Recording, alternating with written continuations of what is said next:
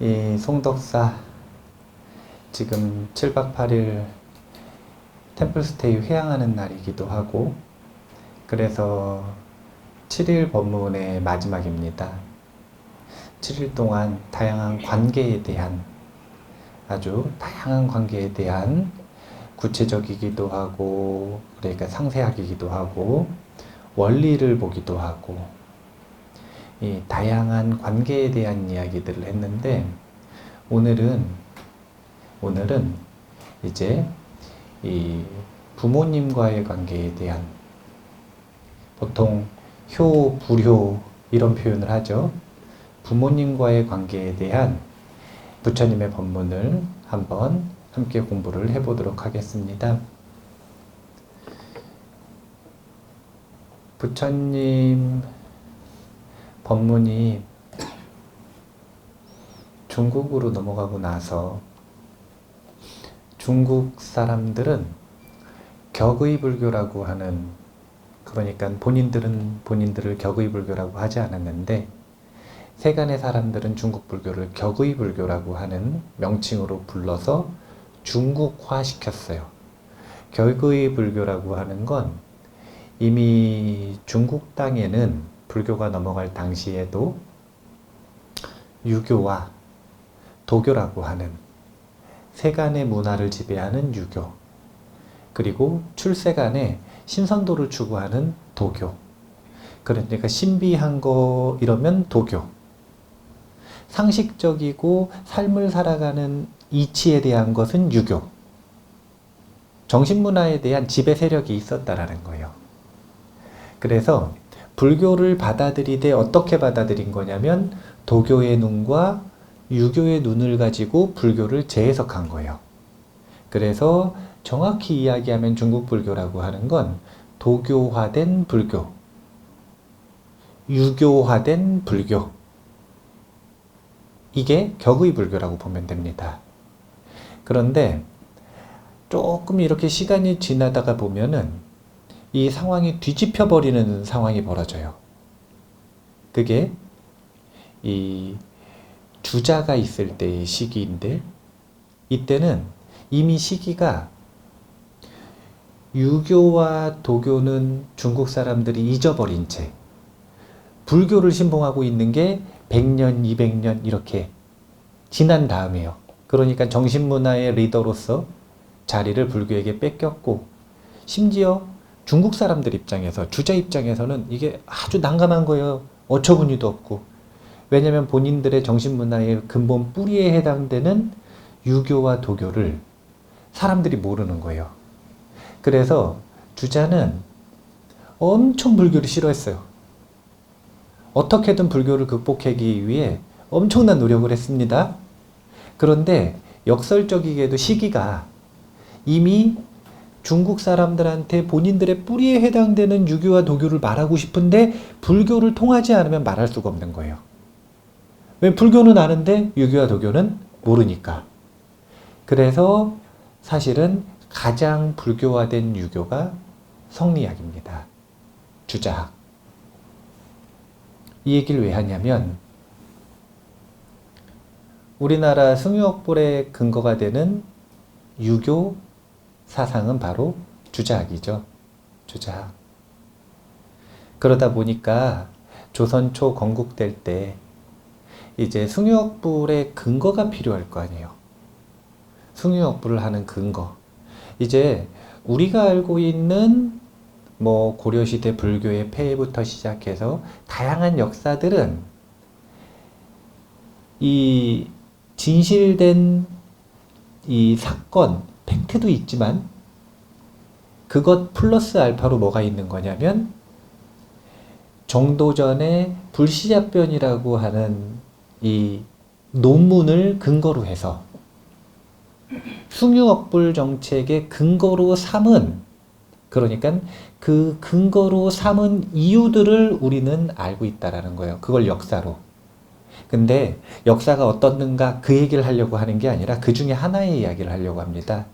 정조전의 불시잡변에 보면 불교, 그러니까 불시잡변이 무슨 뜻이냐면 불시에, 불시가 누구예요? 예, 부처님. 부처님의, 근데 이제 그걸 불씨라고 표현을 한 거예요.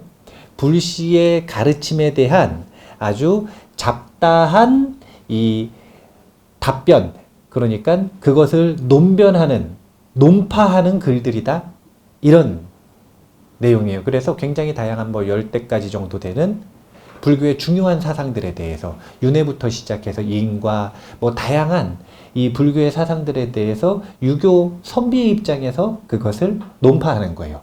그게 왜 헛된 말인지. 그런데 그 중에 불제자들은 아주 불효자들이다.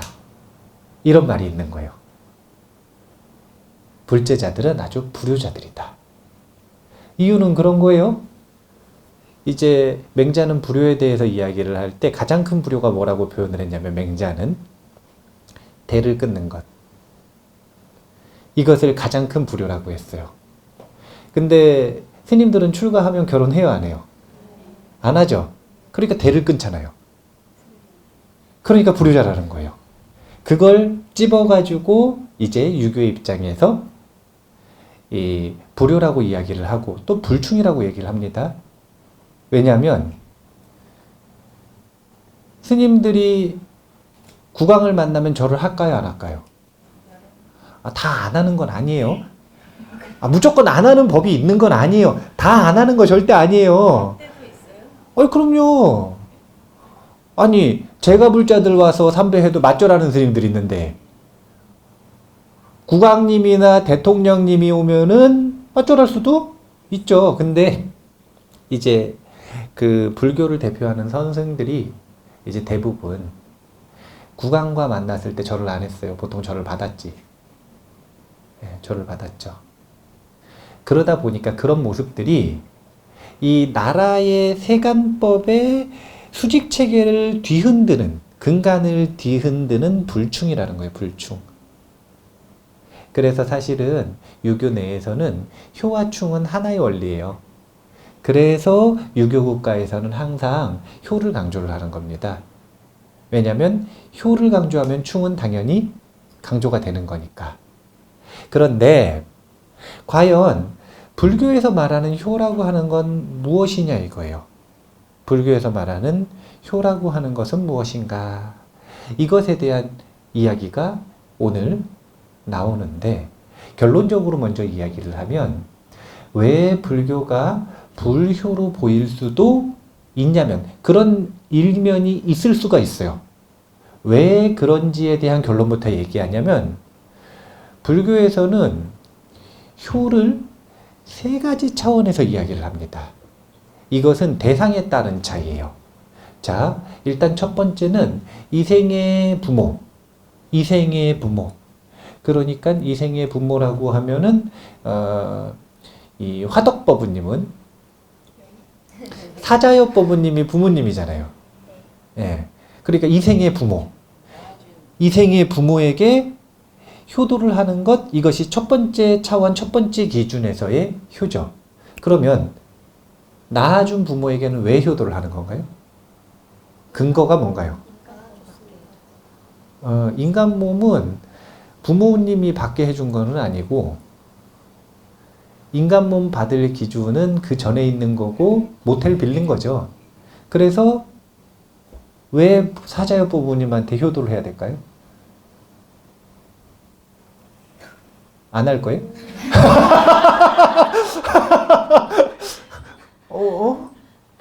괜히 물어봤나? 안 할 거예요? 그게 당연한 거라고요? 네? 그게 당연한 거라고요? 아, 그냥 당연해서. 네. 당연해서.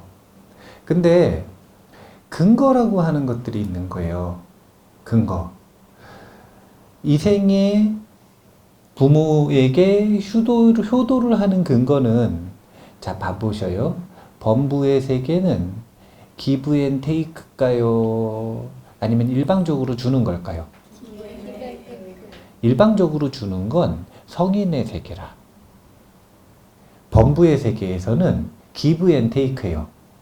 이건 무슨 얘기냐면 효도를 하는 건 되돌려 주는 거잖아요. 그럼 뭔가 받은 게 있으니까 되돌려 줄 거 아니에요. 그리고 그 받은 것에 걸맞는 걸 돌려주는 게 등가 교환의 원리에 맞을 거 아니에요. 그쵸? 예, 등가 교환의 원리에 맞을 거 아니에요. 그러면 부모님한테 우리는 뭘 돌려줘야 되느냐 이거예요. 무엇을 돌려줘야 되느냐. 부모님이 우리에게 해준 것이 무엇이냐. 첫 번째는 태어날 때 육신이 태어날 수 있게 모텔 빌려줬죠. 예, 그러니까 육신을 낳아준 이가 바로 부모님입니다. 그리고 두 번째는 육신이 자라나는데 양육해줬죠. 의식주를 제공해줬잖아요. 요 애들 지금 한 20살쯤 됐거든요. 20살 된 아이 하나 키우는데 돈이 얼마나 들까요? 총액이 얼마나 들까요? 한 2억 정도 든대요? 아, 요새 한 2억 정도 든대요? 아, 그럼 너는 부모님한테 2억 빚이 있는 거야. 아, 너무 좋아하시는데? 여기 혹시 자녀들 있나요? 아, 오늘 지금 잘 걸렸어요. 예. 등가 교환의 원리에 의하면 두 가지를 갚아야 되는 거예요. 첫 번째는 양육해 준 것, 그 다음 두 번째는 인간 몸 준 것. 그죠? 네. 그것 때문에 효도를 해야 되는 거예요. 그것 때문에. 이생의 부모에게 효도를 해야 되는 건 이생의 부모가 준 은혜 두 가지가 있기 때문인 거예요. 첫 번째는 인간 몸을 줬다는 것, 그 다음 두 번째는 인간 몸을 키워줬다는 것. 그래서 성인이 될 때까지 나를 보호해줬다라는 것. 맞나요? 네. 아니, 부처님은 그냥 막무가내로 막 효도해라 막 이런 분이 아니에요. 납득이 되는 논리가 있어야 될 거 아니에요. 네. 그러니까 받은 것만큼은 최소한 갚아야 한다 이거예요. 자, 일단 이생의 부모가 있고 이생의 부모에게 효를 다하는 게 첫 번째 차원에서의 효도입니다. 그럼 두 번째 차원에서의 효도라고 하는 건 뭐냐면은 부모님이 나의 육신을 길러줬다면 나의 정신을 길러주는 건 누구냐면 스승이에요. 스승.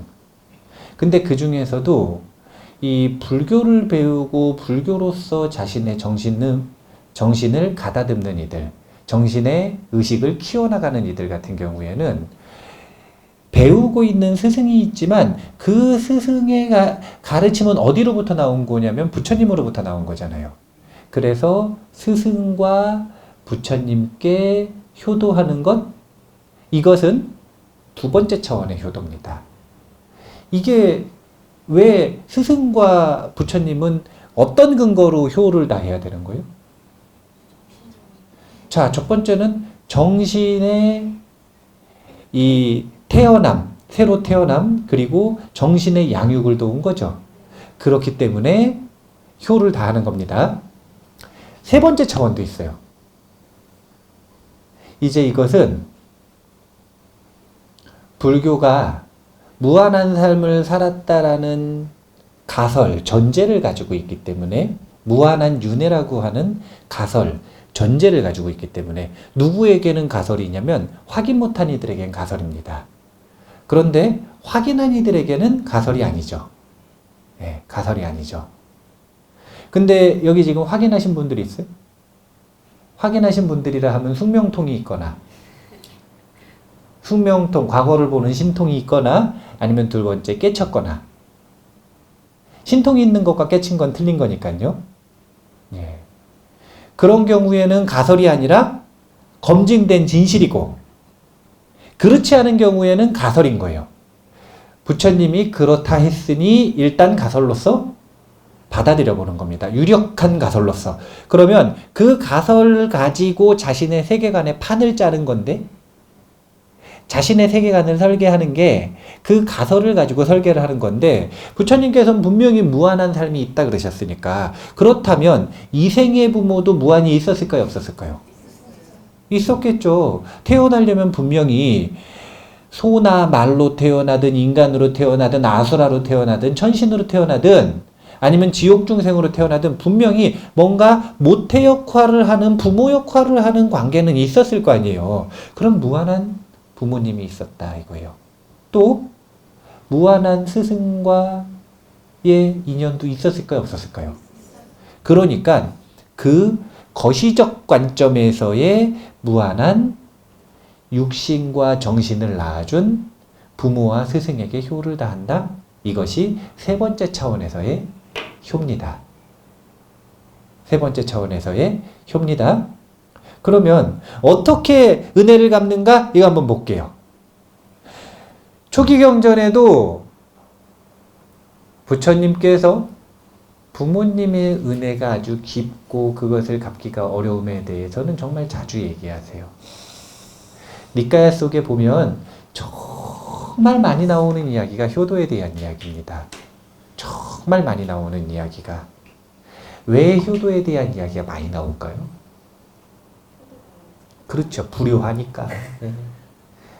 인도에서 부처님 당시에 제가불자들도 자꾸 불효를 하니까 그러니까 효도에 대해서 얘기를 많이 하신 거예요. 그런데 그 효도에 대해서 얼마나 큰 은혜를 갚아야 되는지에 대해서 단편적으로 보여주는 이야기가 있는데 그게 뭐냐면 부모의 은혜가 얼마나 큰가요? 부모의 은혜가 얼마나 큰지에 대해서 아난존자와의 문답을 하시는데 아난존자에게 묻습니다. 뭐라고 묻냐면 자, 어떤 사람이 있다 이거예요. 자, 이 화덕법부님이 있어요. 이 연화덕법부님이 오른쪽에는 낳아주신 어머니, 왼쪽에 주는 이 낳아주신 아버지, 이 부모님을 어깨에 모시고, 그러니까 항상 등에 모시고 다니는 거죠. 업고.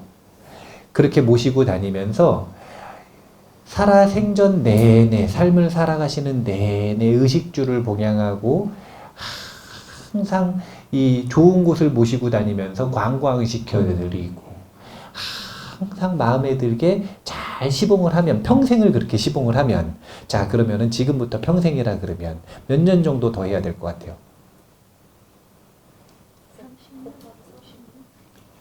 제 나이 곱하기는 부모님 나이를 네. 한 30년?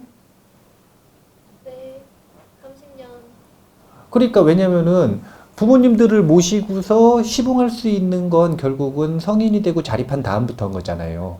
그러면은 한 30살, 요즘으로 치면은 30세도 좀 어렵죠, 사실은. 예. 그러니까 한 30년 정도라고 생각을 하면 돼요. 한 30년 동안 왼쪽에 어머니, 오른쪽에 아버지 모시고 온갖 의식주를 다 해결해드리고 좋은 거 보여드리고 그 마음에 들게 아주 이 큰 은혜를 갚게 효도를 잘하면 그러면은 부모님 은혜를 갚을 수 있을까요? 부모님이 나를 낳아주시고 그 다음에 양육해 주신 은혜를 갚을 수 있을까요? 자, 일단 등가 교환을 보면 뭐 때문에 못 갚느냐 이거예요. 자, 뭐 때문에 못 갚느냐? 낳아준 게 비싼 거예요? 아니면 양육해 준 게 돈이 더 많이 든 거예요? 양육해 준 게? 그거는 아까 2억 정도라면서요.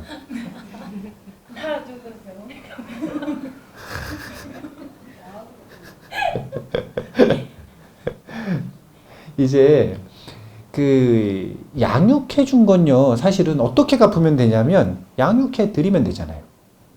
그래서 항상 보면 부모에게 어떻게 효를 다할 것인가 라고 할 때 첫 번째로 손에 꼽히는 게 부모님들이 장년, 노년이 되면 경제활동을 하기가 쉬워요, 어려워요? 어렵잖아요. 그럼 어떻게 되냐면 의식주를 해결해 드려야 될 거 아니에요. 의식주 해결하는 걸 도와드려야 될 거 아니에요. 그러면 받은 만큼 갚으면 된다 이거예요. 근데 뭐를 갚기가 어려운 거냐면 인간 몸 받은 것 이거는 갚기가 어려운 거예요. 왜냐하면 자 등가 교환이라고 봐보세요. 내가 부모님 모태를 빌어서 인간이 됐어요. 그럼 그걸 갚으려면은 부모님을 어떻게 해드려야 돼요? 낳아드리는 게 아니라 다음 생에도 인간 되게 해드려야 될 거 아니에요. 아니 그렇잖아요. 다음 생에도 인간 몸 정도는 받을 수 있게 도와드려야 될 거 아니에요.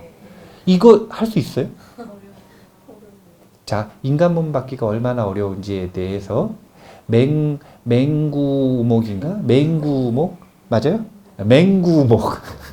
맹구목의 비유가 있는데 저기 태평양에 이 튜브 하나가 떠 있다 이거예요. 자, 이 튜브는 망가지지 않는 튜브입니다. 근데 100년에 한 번씩 숨 쉬러 나오는 눈먼 거북이가 있대요. 숨을 한 번씩 심해에서 살다가 100년에 한 번씩 쉬는 거예요. 그래서 그 태평양에 떠 있는 하나의 튜브에 목이 끼는 확률. 이게 범부 중생이 인간 몸을 받을 수 있는 확률이래요. 기회는 100년에 한 번인데 눈이 멀었어요. 근데 태평양에 튜브는 하나라. 거기에 우연히 목이 끼는 확률. 그런 확률로 인간 몸을 받을 수 있답니다. 그 확률을 뚫고 부모님에게 인간 몸을 받게 해드리려면 그게 대가가 좀 쉽게 치를 수 있겠어요? 어렵게 치를 수 있겠어요? 그러니까 어깨에다가 모시고 아무리 잘 양육을 해도, 양육이 아니라 아무리 잘 도와드려도, 의식주를 아무리 해결을 해드려도 그거 가지고는 부모의 은혜를 갚을 수가 없다는 거예요. 이게 등가교환이기 때문에 쉽게 얘기해서 시간과 정성과 사랑과 돈으로 받은 건 시간과 정성과 사랑과 돈으로 갚을 수 있다 이거예요. 근데 인간몸 받는 건 그건 이런 유의의 공덕의 문제가 아니잖아요. 그것은 무의 공덕에 대한 문제인 건데 이것은 그 종류로서 갚을 수가 있는 거예요. 그러니까 이 비유를 드실 때마다 부처님께서 항상 하시는 말이 뭐냐면 그러면 어떻게 은혜를 갚습니까? 초기 경전 속에서는 항상 나오는 이야기는 뭐냐면 부처님을 삼보에 귀의하고 오계를 받게 하라 이것이에요. 부모님을 삼보에 귀의하고 오계를 받게 하라. 그것이 씨앗이 되어서 그에게 천상의 길이 열리고 그에게 해탈의 길이 열릴 테니 그러니까 그렇게 오계를 받게 하고 삼보에 귀의하게 하면 그 다음은 그 부모 인연이라는 거예요. 그렇게 예? 돌아가셨으면 이미 첫 번째 효는 일단 늦기는 늦었는데 살아생전에 해야 이생의 효인 거잖아요. 그래 이생의 효는 사실은 늦은 거니까 세 번째로 넘어가야죠. 그게 뭐냐면 이제 이미 돌아가셨고 지금 현재 살아계실 때에 도와드릴 수가 없으니 이제 무한한 부처님을, 무한한 부모님들을, 전생에 무량한 부모를 돕는 그런 인연으로 이제 넘어가야 되는 거죠. 사실은 이미 시간 제한은 지났죠. 그래서 노래가 있잖아요. 불효자는 옵니다. 불효자가 왜 우냐면 그들에게 부모란 이생의 부모뿐이고 그들의 세계관 속에서 그리고 그들에게 효란 이생의 부모님이 다 하시기 전에 해야 되는 것 그것이 효기 때문에 그러니까 효의 관점이 좁기 때문에 우는 것 말고는 할 수 있는 게 없는 거죠. 근데 불제자들은 울 필요가 없어요. 왜냐면 또 세 번째 효가 있으니까. 그 세 번째 효로서 하면 다 할 수가 있는 거죠. 예. 다행인가요? 아, 예. 일이 있을 줄 알았어요. 아, 예.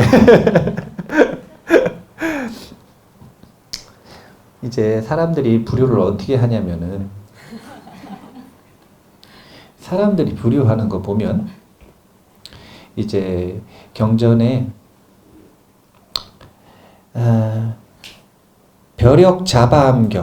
벼력자바암경이네요. 벼력자바암경에 보면은 이 불효자를 일깨운 노래에 대한 이야기가 나옵니다. 그러니까 여기 아주 중요한 원리가 있어요. 부모님들한테 꼭 알려드리고 싶은 중요한 원리가 있는데 이 한 사람의 바라문이 있는데 이 한 사람의 바라문이 진짜 불쌍해졌어요. 부잣집이었는데. 왜냐면은 맨날 이제는 뭐밖에 못하냐면 지팡이 하나밖에 안 남아서 지팡이 하나 들고 다니면서 노인 바라문인데 지팡이 하나 들고 다니면서 걸식하고 사는 거예요. 그거 말고는 의식주를 해결할 수 있는 아무런 방법이 없는 거예요. 힘도 없고 재산도 없고 사실은 자식들도 없어진 거나 마찬가지니까. 왜 그런 일이 벌어졌냐면은요. 아주 장자집이었는데 7 아들이 있었대요. 근데 이 7 아들들이 뭐 하려고 하니까 돈 주세요. 뭐 하려고 하니까 유산 좀 주세요. 뭐 하려고 하니까 돈 주세요. 그리고 7 아들이 막 싸우니까 이 바라문이 어떻게 했냐면 그러면 미리 얘 유산을 주겠다. 이런 잘못된 판단을 첫 번째로 내리고 두 번째 잘못된 판단은 뭐냐면 7등분을 했어요. 아들이 7인데. 이게 뭐가 잘못됐죠?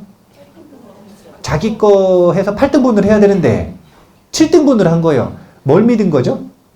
7등분을 해주면 아들들이 자기를 좀 시봉할 거라고 믿은 거죠. 예. 근데 받기 전엔 잘하는데 받은 다음엔 보통 잘 안 해요. 왜냐면 부모님보다 시급하게 모셔야 되는 자기 아들, 딸이 있기 때문에. 예. 근데 잘 아셔야 되는 게 아들, 딸 잘 모셔봐야 나중에 자기 안 모셔요. 나중에 자기 안 모십니다. 예전에는 그렇게 하면 사회적으로 지탄을 당하고 엄청난 불명예를 받고 엄청난 비난을 받고 이래서 그거 무서워서라도 좀 모셨는데 요즘은 비난도 안 하거든요. 그래서 요즘은 특히 잘 생각하셔야 돼요. 첫 번째는 절대로 유산 상속을 빨리 해주면 안 된다라는 것. 유산을 들고 있으면 잘합니다. 그리고 두 번째는 혹시 해주더라도 어떻게 해야 되냐면 아들이 2이면 3등분, 아들이 3이면 4등분, 자기 몫을 균등하게 분배해야 된다라는 것. 잘 생각을 하셔야 돼요. 예? 세금은 어떻게 해요? 세금은 뭐예요? 세금? 세금은 내 돈까지 생각해 유산을 물려줄 때 세금을 내잖아요. 예. 그 세금을 면제받으려면 미리 조금씩 해놔요. 세금 면제받으려다가 아무것도 남기지 못하고 여기 바라문처럼 거지가 되는 거예요. 예, 불쌍해지는 거예요. 그래서 아주 불쌍한 바라문이 있으니까 자, 일단은 이 유산을 어떻게 해야 되는지 아시겠죠? 네. 예, 사실은 유산 상속해줄 이유도 없어요. 안 그러셔도 돼요. 왜냐면 지금까지 20살까지 키우는데 얼마 들었다고요? 그리고 대학 가르치면 또 1억 들잖아요. 예. 그리고 만약에 결혼시키는데 돈이 또 들었다? 그러면은 그동안 든 비용이 있잖아요. 그럼 받아야지 왜 더 줘요? 아니, 받아야지 왜 더 줘요? 예. 더 주고 싶은 그 마음 때문에 그거 이제 이 사랑이기도 하지만 약간 이 집착이기도 하거든요. 그 사랑이자 집착의 그 양갈래길에 있는 그 어중간한 그 마음이 있단 말이에요. 그것 때문에 자녀 불효자 만들고 그리고 그 자기는 불행해지고 그럴 수가 있기 때문에 이런 요 바라문처럼 되시면 안 되는데 부처님께서 이 바라문에게 방법을 일러줬어요. 어떻게 일러줬냐면 자녀들이 이 바라문에게 효도를 할 수 있는 노래를 하나 알려줬어요. 바라문이 잘하는 게 뭐냐면 암기거든요. 바라문들은 암기를 잘해요. 왜냐면 인도의 바라문들은 이 그들의 성서, 그러니까 이 힌두 경전을 외우는 것, 암송하는 게 일이었기 때문에 평생을 외워서 외우는 거 잘하는 겁니다. 그래서 노래 하나를 알려줬는데 이 노래를 하나를 딱 기억을 해서 대중들이 많을 때 아들 다 모여 있을 때 이 노래를 한번 부르라 그랬어요. 그럼 아들들이 잘해줄 거라고. 자, 어떤 노래인지 볼게요. 아들을 낳고서 아주 기뻐하며 그를 위해 재산을 모으고 각각 모두 장가를 들었는데 문득 나를 버리고 내쫓는구나. 이들은 효심과 인정이 없어서 입으로만 부모를 위한다고 말할 뿐 저 나찰의 아들과 같아서 죽을 무렵에 나를 버리는구나. 마치 말, 구유와 마판 안에 보리와 곡식이 가득한데도 젊은 말들이 양보하는 마음이 없어 늙은 말을 쫓고 밟는 것과 같네. 이 자식들도 역시 마찬가지라서 사랑하고 공경하는 마음이 없어서 나를 버리고 구걸하게 만드니 지팡이가 나를 사랑함만 못하네. 나는 지금 이 지팡이를 가지고 개와 염소와 말과 다투니 다니엘 적에는 나를 도와주고 어두운 밤에는 나의 벗이 되네. 물을 짚으면 깊고 얕음 알아내고 자빠지면 지팡이를 붙잡고 일어나네. 지팡이가 많이 배운 것들보다 나으니 이 지팡이만이 나를 아껴주고 생각하네. 지팡이 송입니다. 지팡이 송.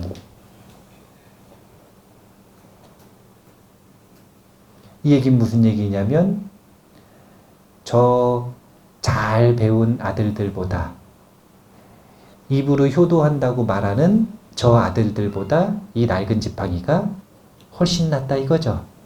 네. 그 이야기를 듣고 7이 있으면 자, 아들이 하나면 딸이 하나면 이 지팡이 송 듣고 아들, 딸이 이 부끄러운 마음을 내서 효를 실천할 가능성이 적겠죠. 근데 아들이 7이나 되니까 그 중에 하나쯤은 부끄러울까요? 안 부끄러울까요? 부끄럽죠. 부끄럽죠. 그래서 이 바라문을 데리고 이제 모시고 시봉하기 시작한 거예요. 불효자들이 만들어지는 과정이라고 하는 걸 보면 정말로 그냥 살아가는 내내 자녀와 부모 간의 원결인 경우가 있어요.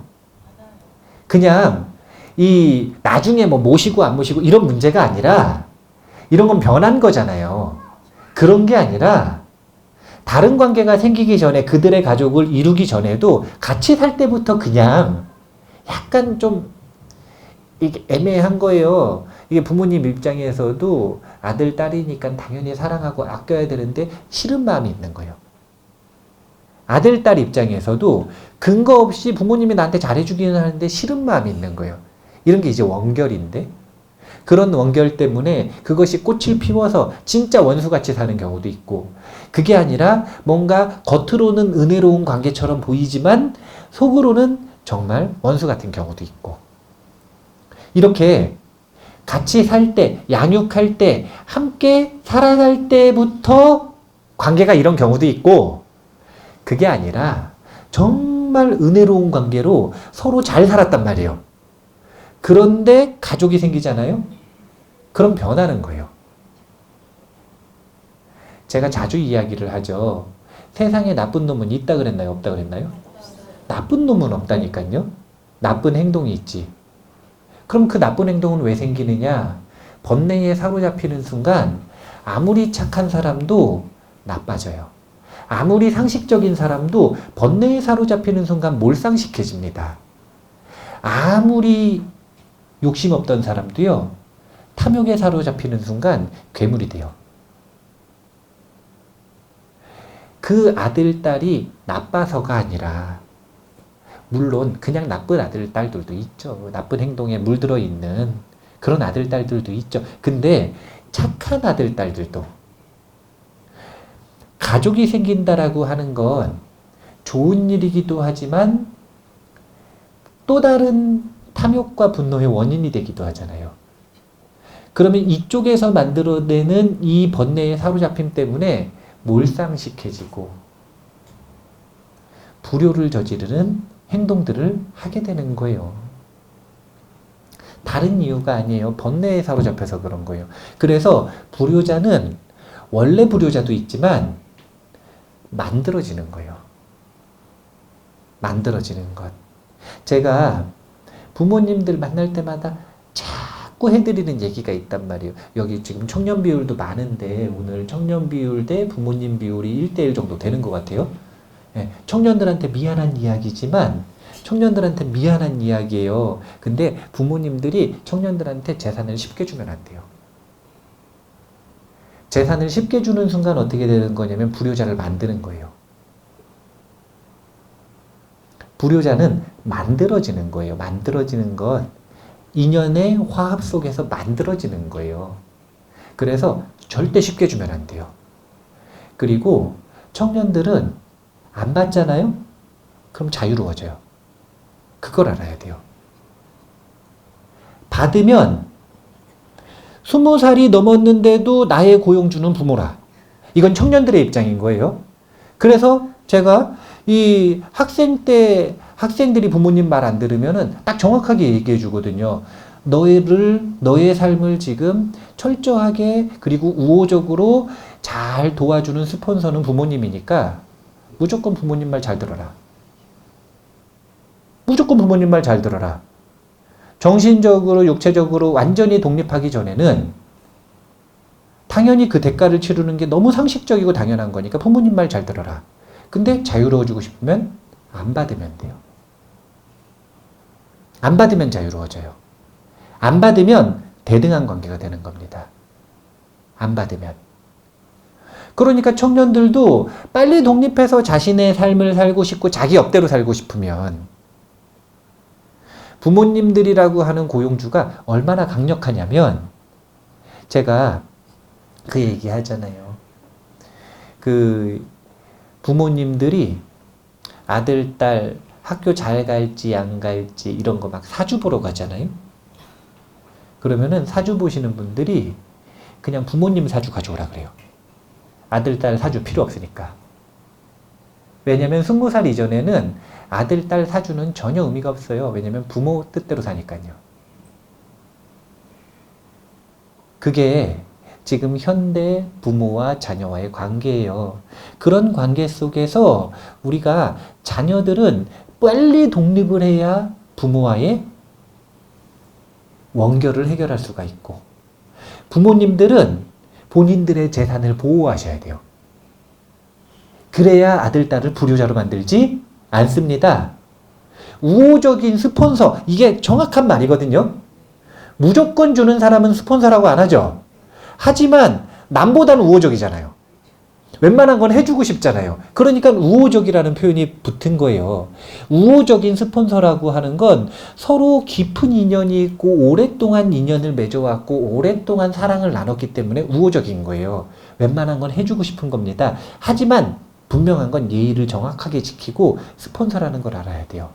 타당해야 되고 합당해야 되고 다른 사람에게 투자받는 정도의 그 정도의 예의와 노력은 다 해야 된다라는 거예요. 무조건 준다라고 생각하는 건 그것이 스스로를 불효자로 만드는 거고 무조건 줘야겠다라고 생각하는 건 그건 아들, 딸을 불효자로 만드는 겁니다. 그래서 지금 재산 문제로 가버렸는데 재산 문제로 가버렸는데 갑자기 재산 문제로 가버렸는데 그렇게 이 양육을 하는 것을 갚는 것은 의식주로 갚는다라는 것. 이거 잘 기억하셔야 돼요. 이거. 그 다음에 내가 인간 몸을 받을 수 있게 해주신 것은 계를 받고 부처님과 인연 맺게 해드림으로써 그 인간 몸 받을 수 있는 씨앗을 만들어 드린다라는 것. 그렇게 하면 은혜를 등가교환으로 갚게 된다라는 것. 이게 이생의 부모에게 할 수 있는 효입니다. 아시겠죠? 네. 그 다음에 두 번째 효가 있었죠. 그게 뭐냐면 스승과 부처님께 효를 다하는 것. 그러면 스승과 부처님은 나에게 무엇을 주었느냐? 정신을 새롭게 태어나게 하셨고 그 다음에 정신이 자라나게 하셨죠. 똑같아요. 태어나게 해주고 양육해 주셨다라는 것. 그러면 어떻게 갚아야 되느냐? 여기서 이제 약간 문제가 생겨요. 어떤 문제가 생기냐면 부모는 양육을 나중에 받아야 되는 존재로 바뀌죠. 근데 스승은 갑자기 정신적인 양육을 나한테 받아야 되는 존재로 바뀌어야 안 바뀌어요? 부모는 경제적인 지위가 역전되잖아요. 어느 순간이 되면. 그래서 경제적인 이 재산이 위에서 아래로 흐르듯 이 역전되었으면 부모에게로 흘러가야 되는 게 이제 슬린 건데 스승과 제자와의 관계, 부처님과 제자와의 관계를 보면 이게 쉽게 역전이 돼야 안 돼요. 그러니까 스승에게 양육받은 걸 갚는 방법이 정신적인 걸 가지고 갚을 수 있는 방법이 스승을 대상으로 대개가 있어요, 없어요? 없죠. 그럼 누구에게 갚아야 되는 거냐면 중생들에게 갚아야 한다. 그래서 또 두 번째는 정신을 스승을 새롭게 태어나게 해줄 수 있어요, 없어요? 없죠. 그러니까 한마디로 딱 얘기할 때 경전에서 그리고 큰 스님들은 뭐라고 얘기하시는 거냐면 부처님께 효도하는 것은 전법이다 이렇게 표현을 하시는 거예요. 그럼 그 전법이라고 하는 게 무엇인가? 전법은 두 가지 의미가 있어요. 자기가 법을 증득하고 깨치는 것. 스승이나 부처님은 제자가 깨달음을 얻으면 가장 기뻐합니다. 제자가 맛있는 거 사오는 거 기뻐할까요? 제자가 자신의 삶을 행복하게 사는 걸 기뻐할까요? 둘 다 좋아하실 것 같아요. 근데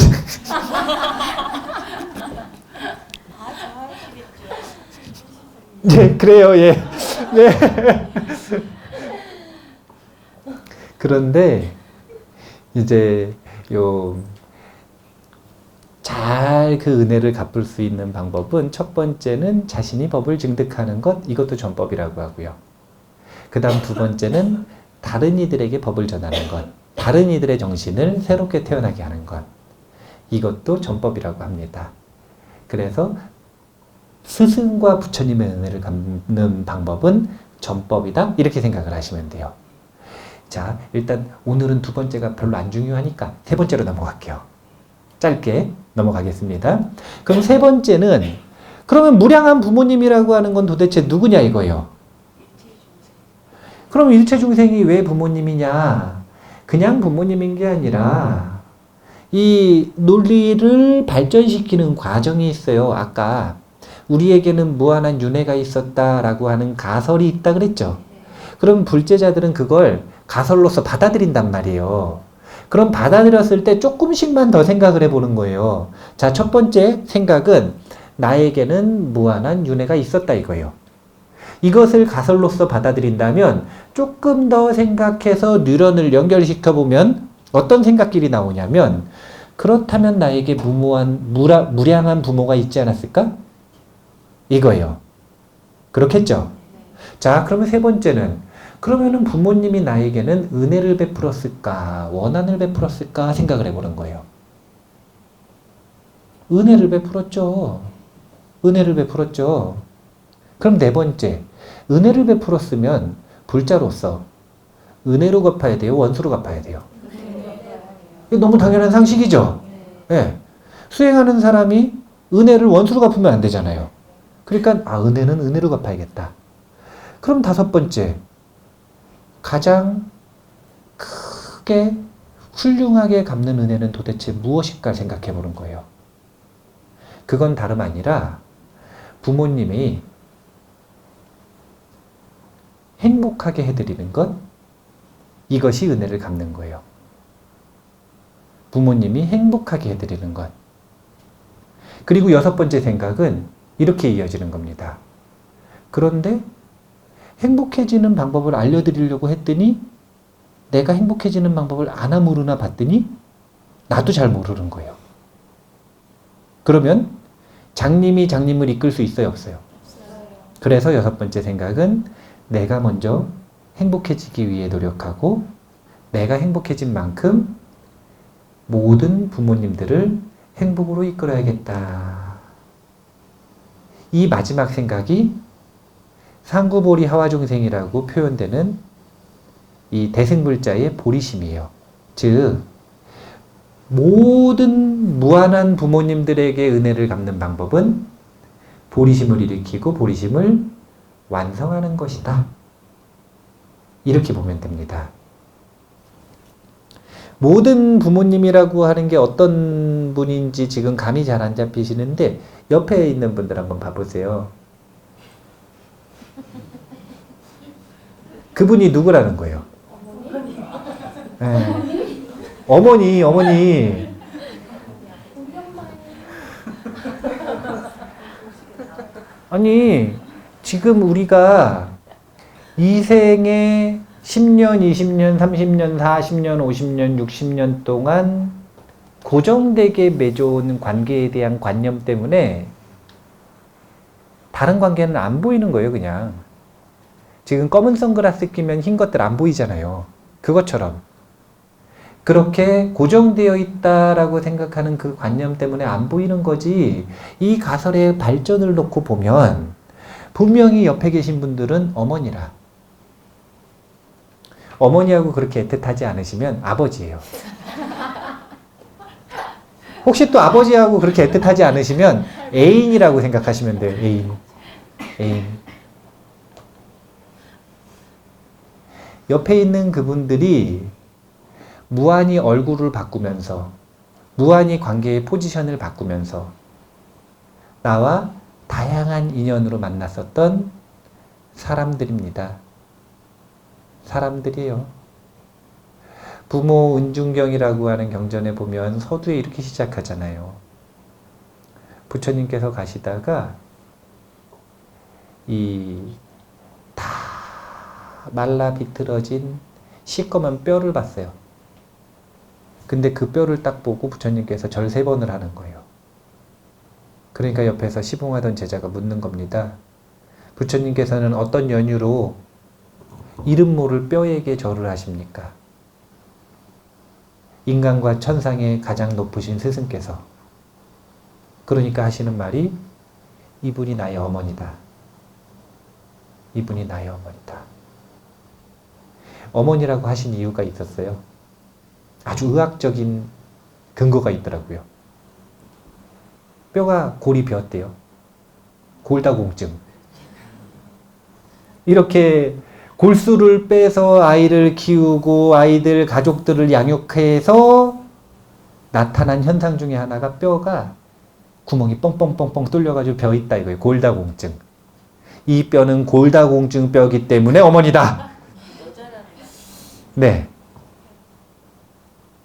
그 얘기를 하시는 건데 그 서두에 시작하는 부모 은중경의 그 사상이 바로 일체 중생이 바로 나의 어머니다라고 하는 그 보살의 마음을 근거로 해서 나오는 경전구절인 거예요. 경전구절. 우리가 눈이 멀어서 자꾸 만나는 사람들, 친구들, 동료들, 가족들 원수라고 막 하고 싸우고 막 그러는데 나중에 기억나면 후회합니다. 부모님한테 그러면 안 돼요.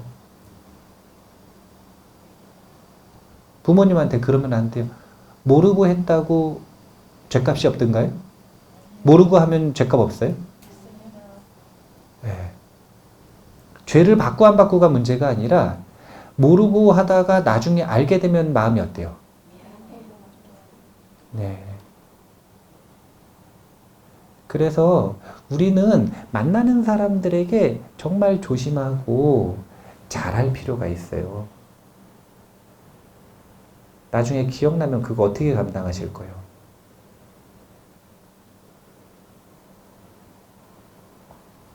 언제 기억이 안 나냐면요. 육도의 몸을 받았을 때 기억이 안 나요. 그럼 언제 기억이 나냐면 2가지 종류로 기억이 나는데 몸 못 받은 상태 있죠. 중요. 그때는 무차별적으로 기억이 나요. 왜냐하면 자력으로 아는 게 아니니까. 그 다음 2번째는 선정해 들거나 깨치면 기억이 나요. 근데 그렇게 기억나는 순간이 수행 안 하면 안 오는 게 아니잖아요. 지금 중요의 기간에 오는 거잖아요. 그럼 그거 어떡하려고 그러세요?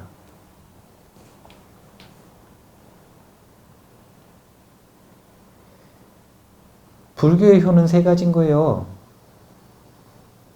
첫 번째, 이생의 효. 이거 부처님께서 제가불자들에게 얼마나 많이 강조하셨는지 몰라요. 불교가 결코 효를 무시하는 종교가 아닙니다. 아니, 인과가 명확하다라고 이야기하는 종교에서 인과 과에 등가 교환을 얘기 안 할 리가 없잖아요.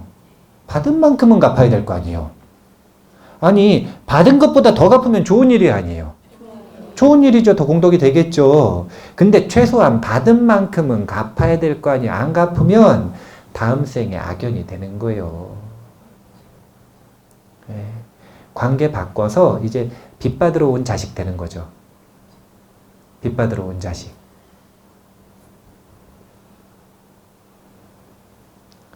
두 번째, 스승과 부처님에 대한 효. 이것 역시 출가자든 재가자든 많이 강조를 하십니다. 그리고 세 번째, 일체 중생에 대한 효도. 이것은 보살의 효도로서 강조를 하시죠. 이 세 가지 차원, 세 가지 효도 중에 무엇을 중점으로 두고 내가 무슨 효도를 실천한 건지에 따라서 나타나는 모습이 다를 뿐인 거예요. 제가불자로서 제가자의 삶을 충실하게 살면서 이생의 부모에게 효도를 할지, 출가자로서 어떻게 보면 이생의 가족들을 다 버린 것처럼 보이는 그런 모습으로서 일체 중생을 위해 효도를 할지. 이것은 그 사람이 가지고 있는 의식의 눈, 세계관, 가치관, 그리고 본인이 할 수 있는 삶의 선택에 따라서 그 유형은 달라지는 것일 뿐이에요. 그런데 분명한 건 어떤 차원에서든 상관없이 부처님과 부처님의 가르침에서는 효를 다하게 한다는 거예요. 나는 과연 효를 다하는가? 잘 생각을 해보셔야 됩니다. 잘 생각을 해보셔야 돼요. 왜 그러냐면 효를 다하는 건 너무 큰 공덕이 있기 때문에 그래요. 제가 숫자 놀이를 한번 해볼게요. 효를 다하는 것의 공덕에 대한 숫자 놀이를 한번 해볼게요. 어디 나오는 표현이냐면 42장경에 나오는 표현입니다. 부처님께서 말씀하셨다. 누군가에게 보시하고 공양하는 게 대상에 따라 공덕의 크기가 차이가 날까요? 안 날까요? 나겠죠? 자, 범부 100사람에게 공양하는 것은 착한 사람 한 명을 공양하는 것보다 못하다. 일반적인 범부 100사람에게 공양하는 것보다 착한 사람 한 명에게 공양하는 게 낫대요. 자, 착한 사람 1000명에게 공양하는 것보다는 5개를 지닌 사람 하나에게 공양하는 것이 더 낫다. 숫자 놀이에요. 지금 계속 이어져요. 5개를 지닌 사람 10,000명에게 공양하는 것은 수다원 한 사람에게 공양하는 것보다 못하다. 수다원 100만 명에게 공양하는 것은 사담 한 명에게 공양하는 것만 못하다.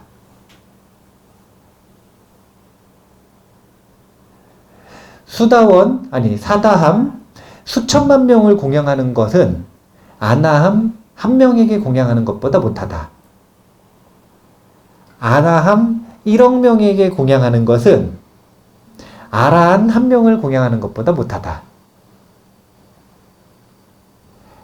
아라한 10억 명을 공양하는 것은 벽지불 한 명을 공양하는 것보다 못하다. 벽지불 100억 명을 공양하는 것은 한 사람이 세존의 가르침을 기준으로 한 세상의 어버이를 제도하는 것보다 못하다. 부모에게 공양하고 효를 다하는 건 벽지불 100억 명을 공양하는 것보다 더 뛰어나다 라는 거죠. 그리고 한 세상의 어버이를 가르치는 것보다 이 부처님의 가르침을 기준으로 부처님이 되고자 하는 일을 공양하고 도와드리는 것만 못하다. 그래서 지금 요 숫자 놀이의 가장 피라미드 꼭대기에는 당연히 부처님이 될 수 있도록 도와드리는 게 최고의 공양이지만 그 바로 밑에 뭐가 있냐면 부모를 공양하는 것, 효를 다하는 것, 이것이 있습니다. 부모에게 효를 다하는 것이 최상의 공양이라고 얘기를 하셨어요. 부모에게 효를 다하는 것. 이생의 부모든. 사자의 법부님한테 잘하셔요.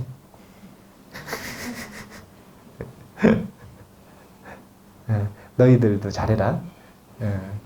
너희들은 양쪽에서 CCTV거든. 부모님이 얘네한테 잘 못하면 여기서 와서 이르고요. 부모님 말을 안 들으면 부모님들이 와가지고 이르거든요. 양쪽에서 CCTV이기 때문에 서로 잘해야 됩니다. 서로 잘해야 됩니다. 그렇게 이생의 부모든 아니면 정신의 부모든 아니면 무량한 일체중생이라고 하는 부모든. 그런데 사실은 가장 쉬운 건 무량한 일체중생에 대한 효를 다하다 보면 당연히 이생의 부모와 정신의 부모와 이분들은 그 안에 들어가게 되어 있어요. 그래서 그냥 대승보살의 마음을 잘 배워서 일체중생을 잘 보호하겠다, 효를 다하겠다, 만나는 모든 전생의 어머니에게 효를 다하겠다, 이런 마음을 가지시면 그게 가장 쉽게 구별 없이 어렵지 않게 효를 다하는 일이 될 수가 있을 것입니다. 이제 효를 충분히 다해야 된다 라고 하는 걸 아시겠죠? 네. 그러면은 출가하신 스님들이 이생의 부모를 위해서 효를 다하는 날이 있을까요? 없을까요? 그게 언제예요? 항상은 무슨 항상이요? 스님들 결혼도 안 하는데. 네. 부모님들이 스님들 만나면 맨날 하는 이야기가 이 손자 하나 낳으면 안 되냐, 손자 하나 낳으면 안 되냐, 이 얘기라니까요.